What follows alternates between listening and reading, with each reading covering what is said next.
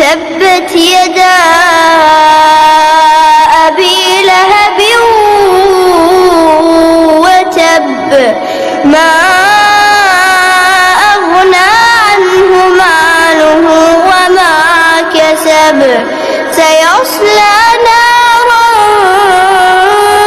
ذات لهب وامرأته حمالة الحطب في جيدها حبل من مسد.